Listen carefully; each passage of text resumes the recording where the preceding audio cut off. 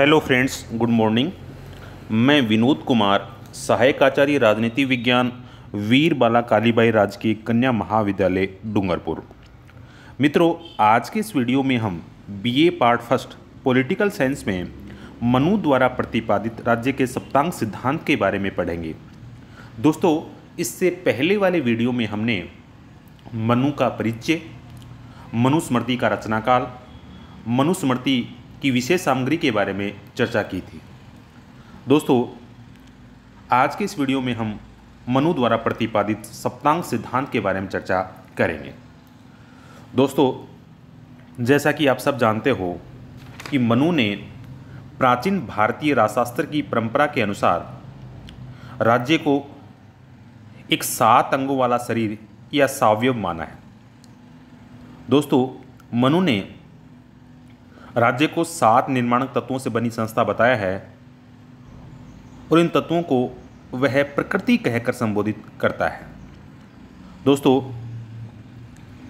मनु ने सप्तांग राज्य के 7 निर्माणक तत्व स्वामी, अमात्य, पूर्व, राष्ट्र, कोष, दंड और मित्र बताए हैं।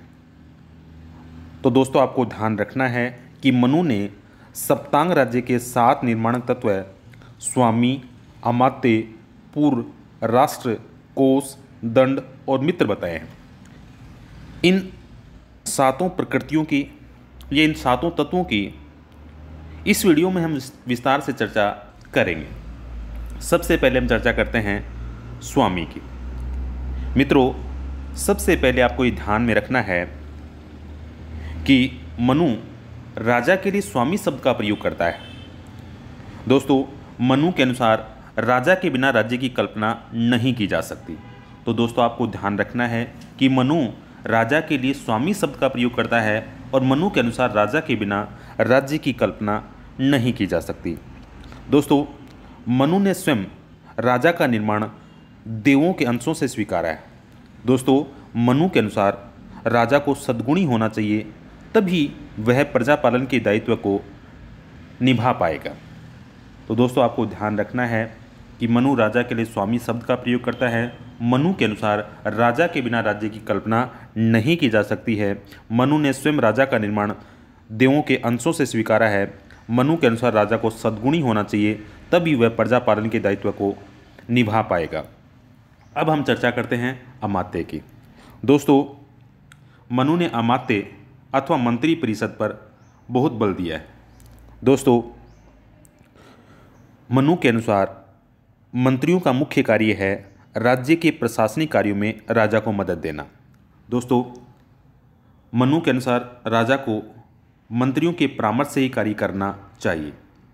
दोस्तों, मनु ने मंत्रियों के लिए आवश्यक गुणों और योग्यताओं का विस्तार से उल्लेख किया है। दोस्तों, मनु के अनुसार कुल, चरित्र, गुण एवं प्रशासनिक योग्यता में श्रेष्ठ व विश्वसनीय लोगों को ही राजा द्वारा मंत्री पद पर नियुक्त करना चाहिए। दोस्तों, आपको ये ध्यान में रखना है कि मनु का ये मानना है कि मंत्री जो हैं वो श्रेष्ठ व विश्वसनीय ही होने चाहिए। तो दोस्तों, अमात्य के बारे में हमने यहाँ चर्चा की। दोस्तों, मनु ने अमात्य अथवा मंत्री परिषद पर बहुत बल दिया है। मनु का ये मानना है कि कुल, चरित्र, गुण एवं प्रशासनिक योग्यता में श्रेष्ठ व विश्वसनीय लोगों को ही राजा द्वारा मंत्री पद पर नियुक्त किया जाना चाहिए। दोस्तों, अब हम चर्चा करते हैं पुर के बारे में। दोस्तों, मनु के अनुसार पुर का अर्थ है राजधानी। दोस्तों, मनु के अनुसार राजधानी ऐसे स्थान पर होनी चाहिए जो शत्रुओं से सुरक्षित हो। मनु के अनुसार राजधानी में राजा एवं मंत्रियों के महल इत्यादि स्थित होते हैं। दोस्तों, आपको ध्यान रखना है कि मनु ने राजधानी की सुरक्षा के लिए दुर्गों की अनेक श्रेणियों का उल्लेख किया है। दोस्तों, आपको ध्यान रखना है कि मनु का यह मानना है कि राजधानी को किसी सुरक्षित दुर्ग में स्थित होना चाहिए। दोस्तों, मनु ने दुर्गों की जो श्रेणियां बताई हैं वो हैं धनवन दुर्ग, मही दुर्ग, जल दुर्ग, वृक्ष दुर्ग, मनुष्य दुर्ग, गिरि दुर्ग। तो दोस्तों, पुर के बारे में आपको ध्यान रखना है कि मनु के अनुसार पुर का अर्थ है राजधानी। मनु के अनुसार राजधानी ऐसे स्थान पर होनी चाहिए जो शत्रुओं से सुरक्षित हो। मनु का ये मानना है कि राजधानी को किसी सुरक्षित दुर्ग में स्थित होना चाहिए। मनु ने दुर्गों की अनेक श्रेणियां बताई हैं, जैसे धनवन दुर्ग, मही दुर्ग, जल दुर्ग, वृक्ष दुर्ग, मनुष्य दुर्ग, गिरि दुर्ग। अब मित्रों हम चर्चा करते हैं राष्ट्र के बारे में। दोस्तों मनु राष्ट्र शब्द का प्रयोग करता है, जबकि कौटिल्य जनपद शब्द का प्रयोग करता है। दोस्तों आपको ध्यान रखना है कि मनु के अनुसार राष्ट्र राज्य का ऐसा प्रदेश है जिसका निर्माण विभिन्न गांवों एवं उसमें बसने वाली प्रजा से होता है। तो दोस्तों आपको ध्यान रखना है कि मनु के अनुसार राष्ट्र राज्य का ऐसा प्रदेश है जिसका निर्माण विभिन्न गांवों एवं इसमें बसने वाली प्रजा से होता है। तो दोस्तों आपको ध्यान रखना है कि मनु राष्ट्र शब्द का प्रयोग करता है, जबकि कौटिल्य जो है वो जनपद शब्द का प्रयोग करता है। अब हम चर्चा करते हैं कोष के बारे में। दोस्तों आपको ये ध्यान रखना है कि राज्य में शासन के पास एकत्रित धन को मनु कोष की संज्ञा देता है। दोस्तों आपको ध्यान रखना है कि मनु का ये मानना है कि धन के अभाव में प्रजा कल्याण एवं राज्य की रक्षा के कार्य जो हैं वो नहीं किए जा सकते।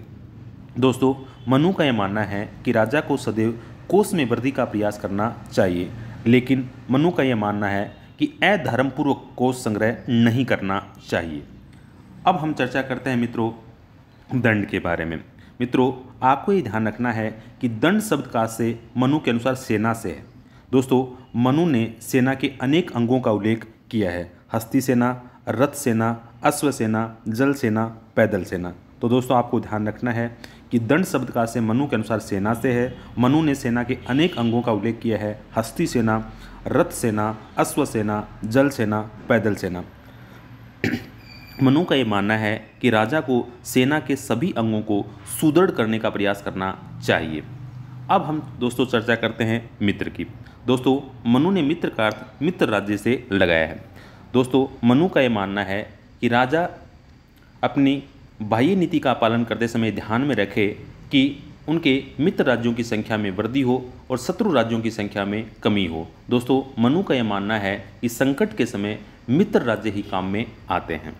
तो दोस्तों ये था मनु का सप्तांग सिद्धांत। तो दोस्तों आपको ध्यान रखना है कि मनु ने राज्य को 7 निर्माणक तत्वों से बनी संस्था बताया है, जिनको वह प्रकृति कहकर संबोधित करता है। और ये 7 निर्माणक तत्व हैं स्वामी, अमात्य, पुर, राष्ट्र, कोष, दंड और मित्र, जिनके बारे में हमने यहाँ चर्चा की है। दोस्तों मनुस्मृति में राज्य के सावयव स्वरूप का वर्णन किया गया है। मनु का सप्तांग सिद्धांत आधुनिक राज्य के निर्माण तत्वों के समान ही है। मनुस्मृति में कहा गया है कि प्रत्येक प्रकृति को उसके पश्चात दी गई प्रकृति की तुलना में अधिक महत्वपूर्ण स्वीकार किया जाना चाहिए। तो दोस्तों आपको ये ध्यान रखना है कि मनुस्मृति जो है उस मनुस्मृति में राज्य के सावयव स्वरूप का वर्णन किया गया है। मनु का जो सप्तांग सिद्धांत है वो आधुनिक राज्य के निर्माण तत्वों के समान ही है। दोस्तों आपको ये भी ध्यान में रखना है कि मनुस्मृति में कहा गया है कि प्रत्येक प्रकृति को उसके पश्चात दी गई प्रकृति की तुलना में अधिक महत्वपूर्ण स्वीकार किया जाना चाहिए। तो दोस्तों बार बार एग्जाम में मनु के सप्तांग सिद्धांत के बारे में पूछा जाता है, तो आपको ये वीडियो ध्यान से सुनना है ताकि आप पूछे गए प्रश्न का उत्तर सही ढंग से दे पाएँ। तो दोस्तों आपको ध्यान रखना है कि मनु ने राज्य को 7 निर्माणक तत्वों से बनी संस्था बताया है, जिनको वह प्रकृति कहकर संबोधित करता है। और वो 7 निर्माणक तत्व कौन कौन से हैं, तो आपको ध्यान रखना है स्वामी, अमात्य, पुर, राष्ट्र, कोष, दंड और मित्र। दोस्तों आपको ध्यान रखना है कि मनु जो है वो राजा के लिए स्वामी शब्द का प्रयोग करता है। अमात्य से मनु का तात्पर्य मंत्री परिषद से है। मित्रों पुर का अर्थ राजधानी से है।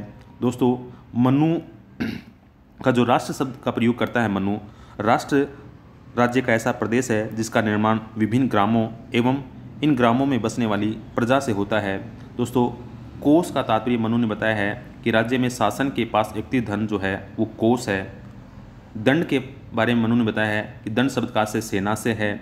और मित्र के बारे में मनु ने बताया है कि मित्र का अर्थ मित्र राज्य से लगाया जाता है। तो दोस्तों आपको ध्यान रखना है ये जो हैं ये राज्य की 7 प्रकृतियाँ मनु ने बताई हैं, इनका अध्ययन हमने इस वीडियो में किया है।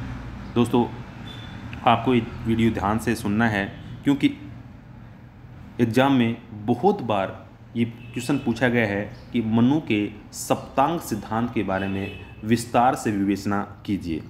तो दोस्तों ये वीडियो आपको ध्यान से सुनना है। दोस्तों अगले वीडियो में एक नए टॉपिक के साथ फिर मिलेंगे, तब तक के लिए जय हिंद, जय भारत।